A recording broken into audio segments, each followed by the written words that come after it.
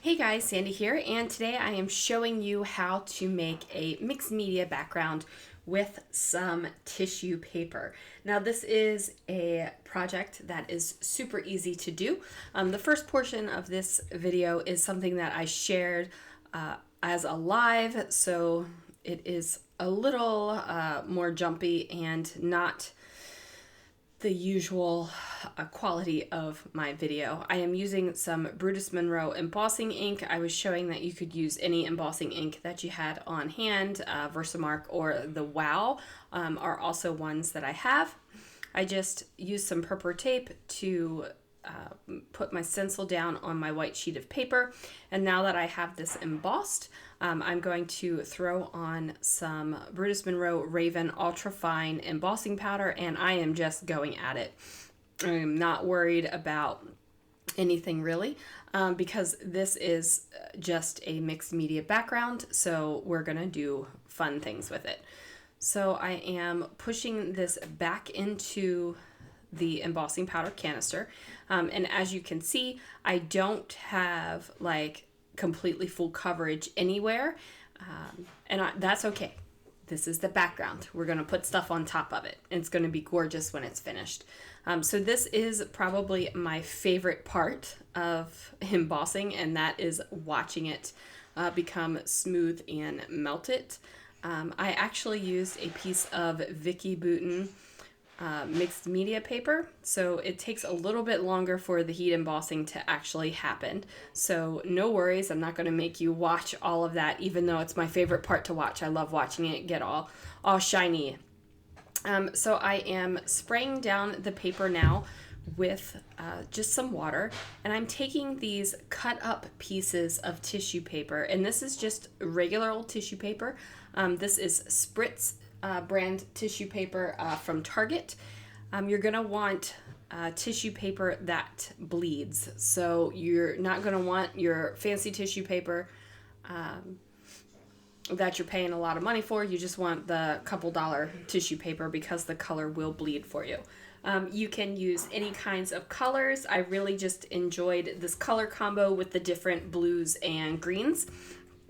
And I am just dropping down the tissue papers so that it completely covers the white portion of the paper.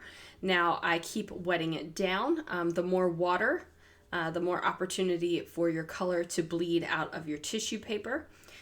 This is something you could also do with kids, little kids, big kids, doesn't matter, because it's just a fun time. You will have to have some dry time in there. So ultimately, I'm just putting down the papers just as much as I want, wherever I want. And you just keep doing that. You could do this with one color if you wanted to. You could do this with a whole bunch of other different colors, like whatever you want to happen. So I just make sure that I have everything covered as to where I want it. And then you could see, probably not because it was going a little fast, but my fingers were starting to pull off the color from the tissue paper. So you just spread that around. You just keep adding tissue paper until you're happy with how much you have down. And you just keep spraying the water on top of it. You want a good coating of water. You want to make sure that all of your tissue paper is wet, fully wet. And then once you do that, you're going to set aside your paper to dry. Now, I did not speed up the drying time with my heat gun whatsoever. I just left it and let it sit out and dry. Obviously, when it is warmer, it's going to dry quicker. So maybe you even want to set it outside. So that was all. This is what it looks like when it is completely dry, and I just pulled the tissue paper off. It doesn't stick to the paper below. It doesn't stick to anything. It just dries, and it's a little bit lighter than the original tissue paper that you put on it. So I thought that this background would be super fun for some fireworks and also some of these gorgeous blue sequins from Spiegelmom Scraps.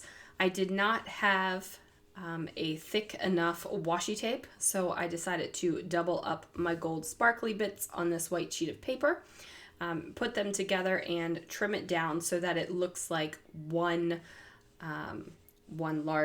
larger sheet of sparkly washi. Now this is my favorite trimmer for small things. It is a mini kind of guillotine trimmer from Tim Holtz and Tonic Studios. I also have the large one that I am also a huge fan of. It just rocks my socks off.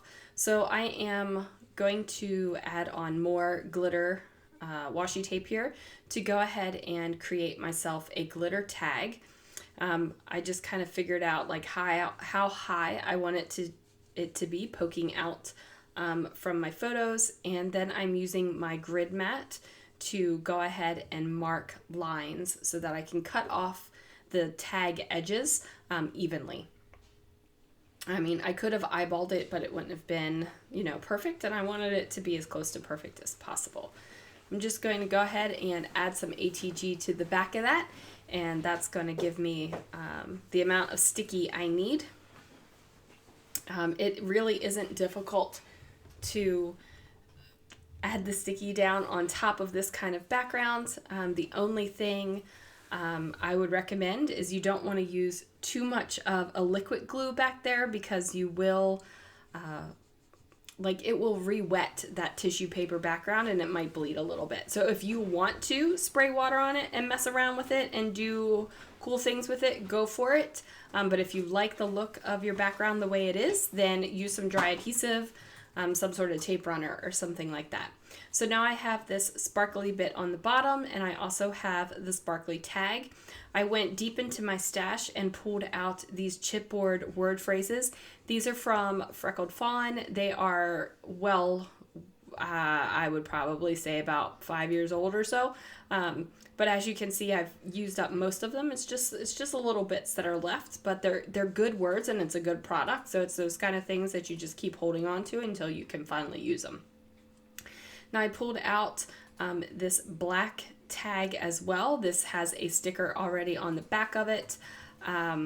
I can't remember if this is an American Crafts or a Recollections things, because I got rid of the packaging because packaging stresses me out. It's interesting because when I get new stuff in, I remove as much packaging as possible, and then sure enough, a couple weeks down the road or whatever, I'll be organizing and just straightening up some things, and I'm like, why is this packaging still here? And I've got to toss even more packaging. Like I said, packaging stresses me out. So I am titling this Uh-Oh, and not because of any kind of mishap that happened with the fireworks, but these fireworks were a lot bigger and louder and larger than we thought they were going to be. So it was kind of like, stop, stop, stop. And they just kept going and kept going and kept going. So yeah, that is where the Uh-Oh comes from. I also decided to pull in some more black and white word phrases. I pulled the stickers from my Tim Holtz flip book there. And then I'm pulling even more older Freckled Fawn product out with these puffy stickers right here. They're kind of like wonky circles with hearts and stars, and I'm going to use some with the stars. Now I go ahead and get my little word phrases placed down, and I'm just trying to kind of overlap them and kind of make them look like they're not in a completely straight line, because I want it to be a little bit wonky, a little bit kind of sideways. I decided to go with the white puffy stickers with the black stars, just because I have little pops of white peeking through out of my background. And then I also have, obviously, the fireworks have a lot of white in them as well. I grab some twine, some black and white twine, and this is a thicker twine, so I go ahead and tie it into a bow. Use some of my Nouveau Deluxe adhesive to hold that bow down on top of the tags. Now, as long as you let your bows dry, if you're using wet adhesive like this, they'll dry and hold on to it and have a great sticking factor. Just don't mess around with your bows while it's still sitting on the wet glue. So there we go. I do think that I need to add a little bit more of this twine onto the layout. So I tie yet another bow. And then I'm going to add it down here next to my puffy sticker here. Now I am a fan of bows, but I am definitely a fan of tying them and then sticking them to the page. Not so much a fan of tying them when they're already on the page, which is a thing you can do. I did go through a phase where I used to tie bows on the page. You punch 2 little holes and, you know, like the fancy bows that you see on wedding invitations, or you used to. I don't know what wedding invitations look like these days. The ones you used to, I went through a phase of doing that. Not my favorite thing to do anymore, let me just tell you that. So I go ahead, I get that bow on there, and then I am going to pull out my sequins. And these sequins are absolutely gorgeous. And I do have to say, I've almost used up this entire pack of sequins this month. The blues are just really, really gorgeous. So I take my Nouveau Deluxe adhesive and I just go ahead and dot glues all over my page wherever I want the sequins to go.